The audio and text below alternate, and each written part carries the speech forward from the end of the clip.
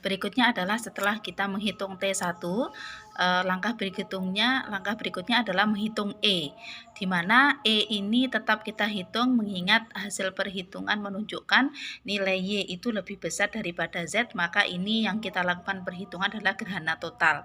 Gerhana total berarti E maupun T2 nanti akan tetap dilakukan perhitungan. Jadi misalkan nanti suatu saat panjenengan menghitung kebetulan nilainya Y itu lebih kecil daripada Z, maka silahkan bagian menghitung E dan T2-nya itu dihilangkan, artinya tidak perlu dihitung. Maka rumus E itu apa, Bu? Menghitung jarak titik pusat bulan saat segaris dengan bayangan inti bumi sampai titik pusat bulan ketika seluruh piringan bulan masuk ke bayangan inti bumi. Karena sekali lagi ini adalah gerhana total, jadi kita menghitung ketika seluruh piringan bulan masuk pada bayangan inti bumi. Maka rumus E itu adalah cos E sama dengan cos Y bagi cos Z. Nah, sekali lagi karena rumusnya itu adalah ada cos E sama dengan cos Y, maka cara pencet kalkulatornya sebagaimana yang sudah saya cantumkan di slide ya, shift cos, buka kurung cos, masukkan angkanya Y, kemudian dibagi cos Z. Silakan angkanya dimasukkan angka Z sehingga kita dapatkan nilai E itu adalah 0 derajat 3 menit 28.61 detik. Itu E. Kemudian berikutnya adalah menghitung T2.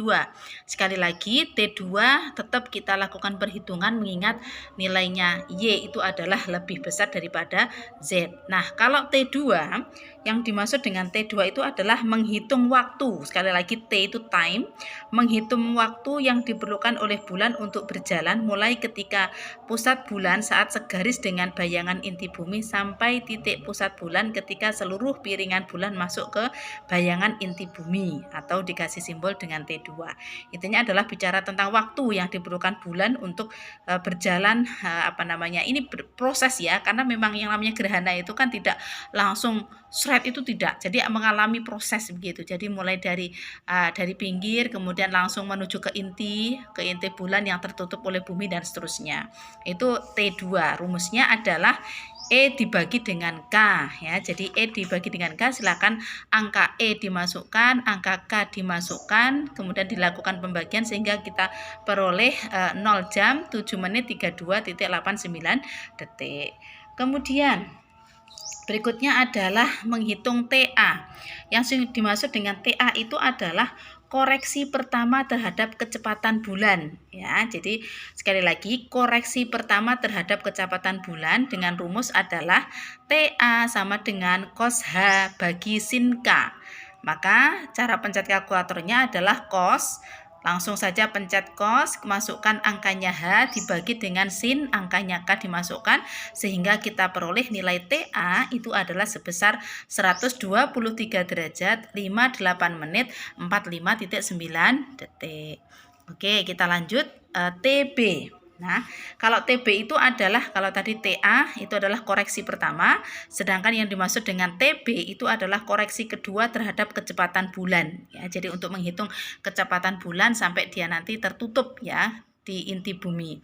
Nah, kecepatan koreksi terhadap kecepatan bulan TB yang kedua ini adalah rumusnya TB sama dengan sin lintang bulan bagi sin K. Ya, caranya mencet kalkulator, pencet langsung saja sin lintang bulan yang sudah diinterpolasi, silahkan dimasukkan, kemudian dibagi sin K, angka sin K juga silahkan dimasukkan, sehingga kita peroleh nilai dari TB koreksi kedua terhadap kecepatan bulan adalah 0 derajat 52 menit 50.89 detik. Oke, berikutnya adalah TO. TO itu maksudnya adalah menghitung waktu gerhana. O itu maksudnya ya saat gitu ya, menghitung saat, menghitung waktu gerhana. Nah, adapun rumusnya TO di sini adalah buka kurung sin 0.05. Ini 0.05 itu adalah rumus kali TA kali TB. Jadi TA dan TB sudah kita lakukan perhitungan. Silahkan dipencet kalkulator, buka kurung sin 0.05 derajat kali TA kali TB. Silahkan dimasukkan angkanya. Kemudian kita peroleh angkanya adalah 0 jam 5 menit 43.07 detik. Itu menghitung TO atau menghitung waktu gerhana. Oke. Berikutnya adalah eh, menghitung TGH. TGH itu adalah menghitung waktu titik tengah gerhana, ya. Jadi sekali lagi TGH itu adalah menghitung waktu titik tengah gerhana dengan cara perhatikan lintang bulan pada kolom apparent latitude bulan pada jam FIB terbesar dan pada 1 jam berikutnya, ya. Jadi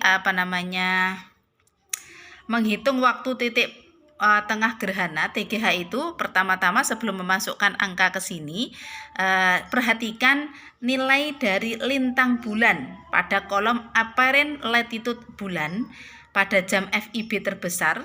FIB terbesar kan jam 12 nggih. Berarti dan jam 1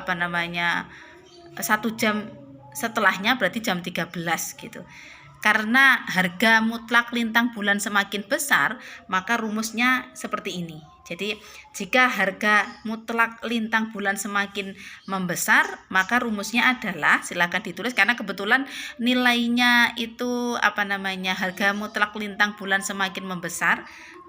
Tahunya membesar atau mengecil itu dengan cara memperhatikan, sekali lagi saya ulangi, perhatikan kolom apparent latitude bulan pada jam FIB terbesar dan pada 1 jam berikutnya, ya. Jadi kalau harga mutlak lintang bulan semakin membesar, maka rumusnya adalah TGH atau TGH tadi adalah menghitung waktu titik tengah gerhana itu sama dengan istiqbal dikurangi TO dikurangi delta T, gitu ya.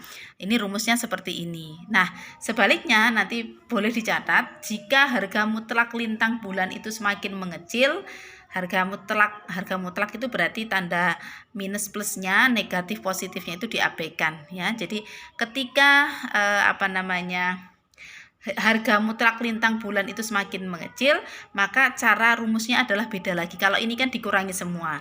Ketika harga mutlak lintang bulan itu semakin mengecil, maka rumusnya adalah TGH sama dengan istiqbal tambah TO tambah delta T.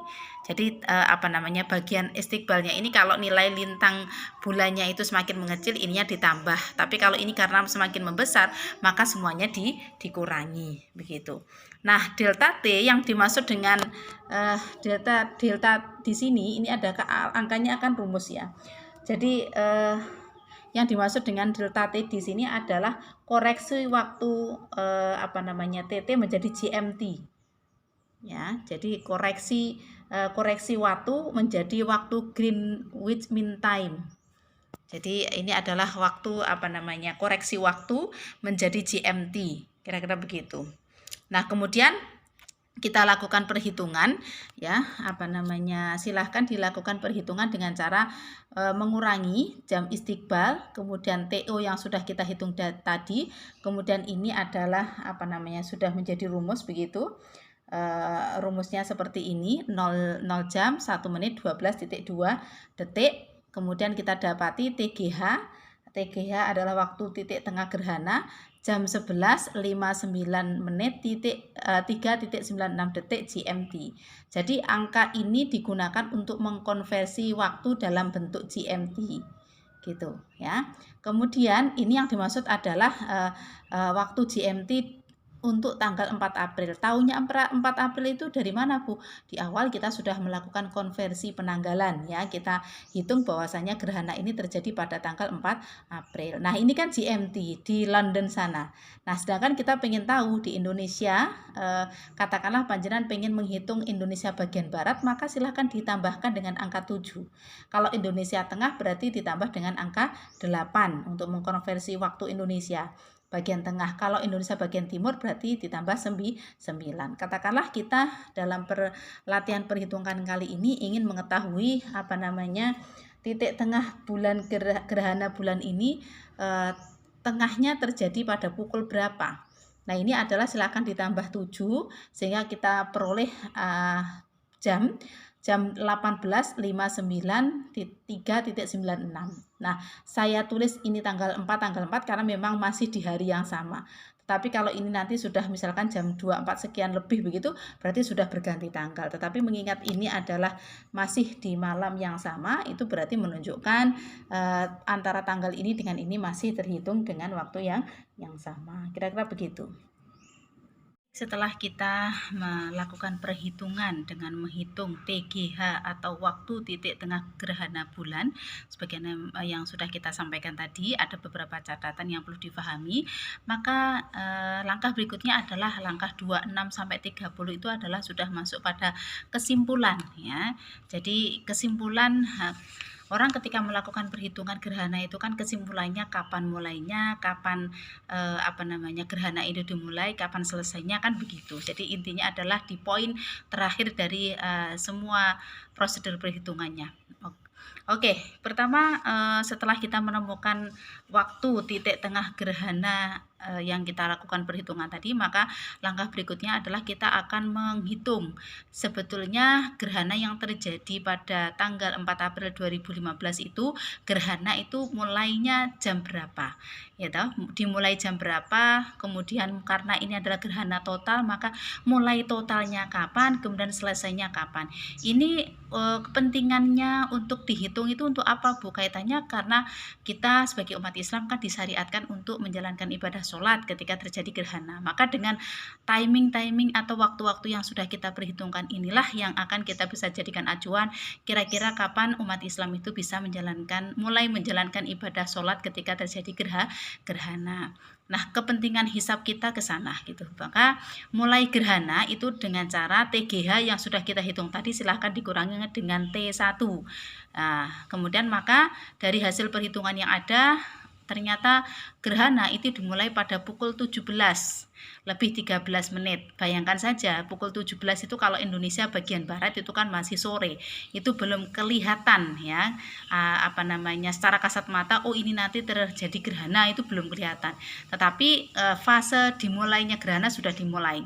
Kemudian untuk mengetahui totalnya betul-betul bulan itu tertutup oleh inti bumi, itu rumusnya adalah dengan cara TGH yang sudah kita hitung tadi silahkan dikurangi dengan T2.